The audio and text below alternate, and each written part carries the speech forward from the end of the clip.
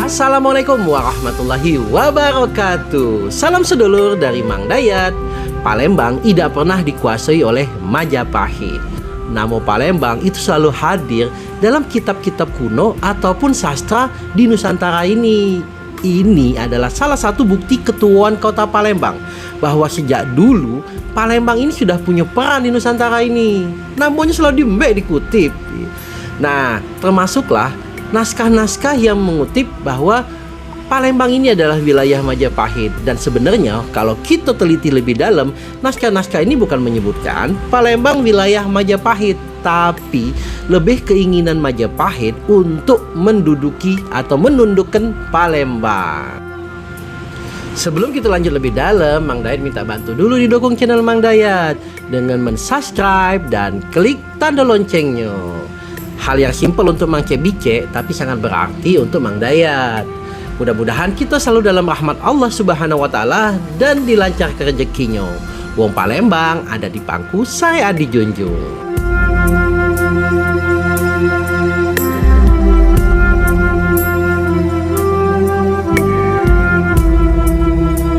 Kesulitan yang paling utama dalam menelusuri sejarah di Sumatera Selatan ini ialah memilah antara cerita sejarah, legenda, dan juga mitos.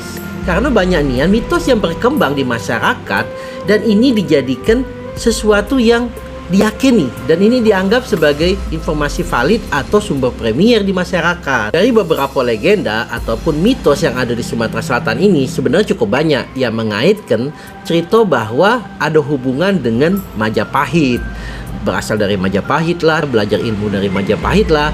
Padahal sebenarnya dak katik sikok pun bukti-bukti yang menunjukkan bahwa Majapahit itu pernah berkuasa atau menduduki kota Palembang. Menurut filolog dan juga sejarawan Slamet Mulyana, hikayat-hikayat yang ditulis kemudian menyinggung adanya hubungan antara berbagai daerah dengan Majapahit adalah dongengan, tidak sebagai catatan sejarah khusus. Dongengan-dongengan itu menunjukkan sekedar kekaguman terhadap keagungan Majapahit. Nah, cak mana menurut Mang Cebice? Apa pendapatnya? Kalau ada pendapat, share di kolom komentar.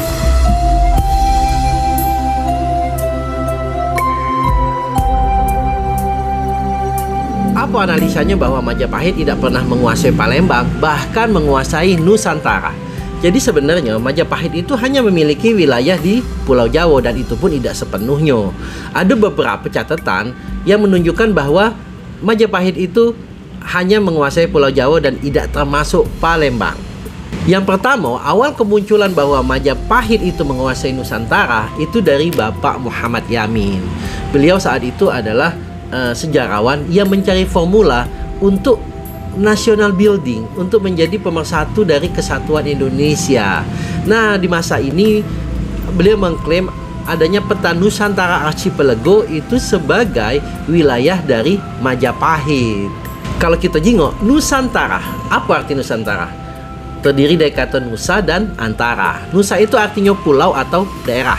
Antara itu artinya yang lain. Jadi kalau digabungi, Nusantara adalah daerah atau wilayah yang lain, yang artinya daerah atau wilayah yang bukan wilayah Majapahit. Jadi Nusantara Archipelago itu sebenarnya peta hubungan dagang Majapahit dengan daerah-daerah di luar kekuasaan Majapahit, yang hubungannya adalah setara atau mitra satata bahasanya itu, atau sahabat setara. Jadi bukan wilayah bawahan. Nah, cak mana menurut Mang Cebice? Ada pendapat? Share di kolom komentar.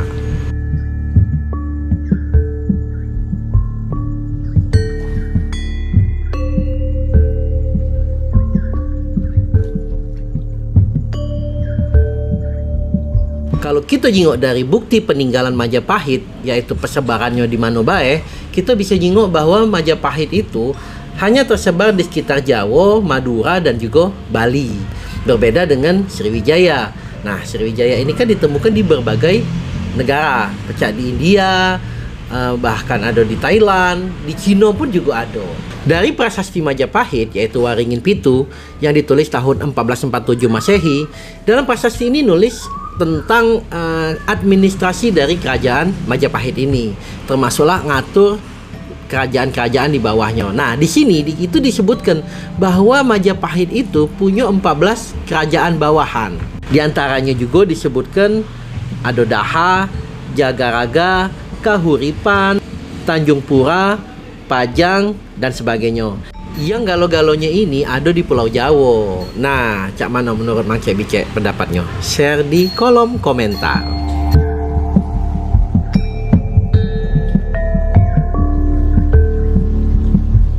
Yang ketiga dari kitab Pararaton, yaitu yang ditulis tahun 1481 Masehi atau kurang lebih 116 tahun setelah masa keemasannya Majapahit.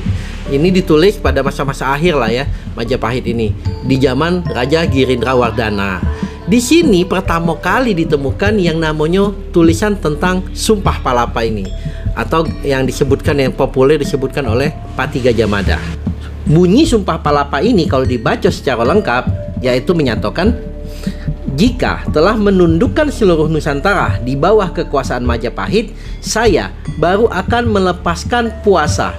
Jika mengalahkan Gurun, Seram, Tanjung Pura, Haru, Pahang, Dumpo, Bali, Sunda, Palembang, Tumasek, demikianlah saya baru akan melepaskan puasa.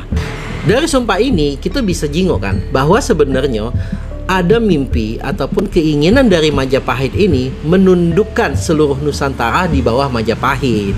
Artinya seluruh Nusantara ini bersatu di Majapahit.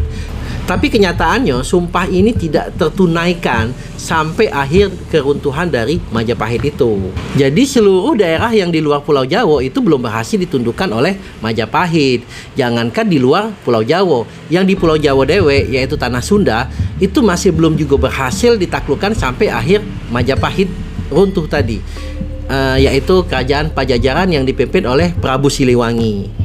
Artinya dari sumpah ini udah jelas sampai akhir dari keruntuhan Majapahit, Majapahit itu tidak pernah berhasil menaklukkan kota Palembang. Nah, cak mana menurut pendapat Mang Cek Bicek? Setuju tak? Share di kolom komentar ya.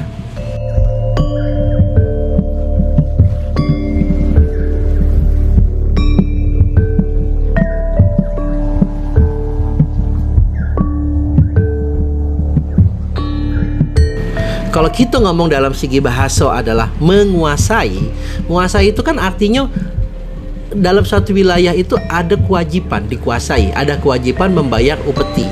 Nah, ini kalau dikuasai. Tapi sejauh ini tidak ditemukan catatan bahwa Majapahit itu menerima upeti dari Palembang.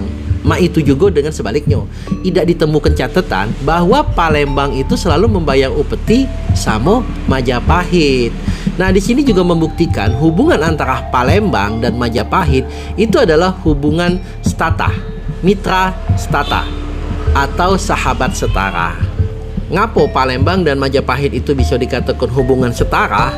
Jadi setelah runtuhnya kerajaan atau kedatuan adidaya Sriwijaya, itu Majapahit punya kepentingan atas wilayah-wilayah yang pernah menjadi wilayah dari Sriwijaya ini, yaitu untuk memasarkan hasil bumi dari Majapahit. Karena memang Majapahit itu adidaya di bidang ekonomi, punya banyak penghasilan bumi, dan itu pun harus membuka mitra dagang untuk masak gitu tadi.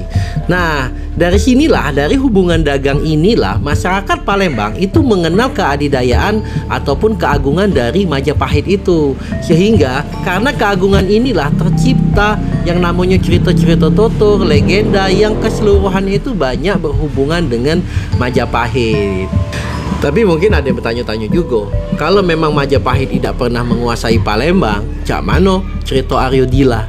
Iya kan, katanya dikirim dari Majapahit untuk Palembang ini tadi. Artinya berhubungan juga dong dengan cerita Raden Fata tentang berhubungan dengan Barwijaya. Jadi apa memang cak mana sebenarnya? Nah, untuk ini di konten berikutnya insya Allah Mang Dayat akan bahas dua tokoh ini, yaitu cak mana sih Aryo Dila ini dan juga Raden Fata dari beberapa sumber-sumber lain, tidak hanya dari Babat Jawi. Oke. Demikianlah video Mang Dayat, mudah-mudahan bisa menambah kasanah pengetahuan kita tentang kota Palembang dan Sumatera Selatan pada umumnya. Kalau ada salah-salah kata, baik dari narasi atau video, Mang Dayat mohon maaf. Kepada Allah, Mang Dayat mohon ampun. Wassalamualaikum warahmatullahi wabarakatuh.